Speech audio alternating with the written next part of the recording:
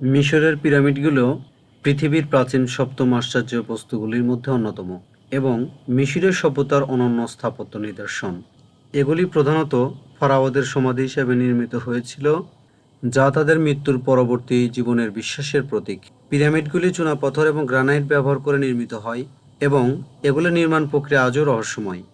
এগুলো প্রায়শই নীল নদীর তীরবর্তী স্থানে স্থাপন করা হয় যাতে নির্মাণ সামগ্রী সহজে পরিবহন করা যায়। পিরামিডের অভ্যন্তরে ফারাওদের মমি, সোনার জিনিসপত্র এবং ধর্মীয় প্রতীক রাখা হতো। এগুলির প্রকৌশল দক্ষতা এবং স্থায়িত্ব মিশরীয় স্থাপত্যকলার শীর্ষ চিহ্ন হিসাবে বিবেচিত হয়।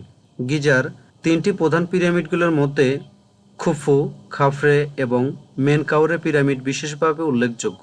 পিরামিডগুলি শুধু সমাধি নয়, ফারাওদের ঐশ্বরিক শক্তির প্রতীক হিসেবে ব্যবহৃত হতো।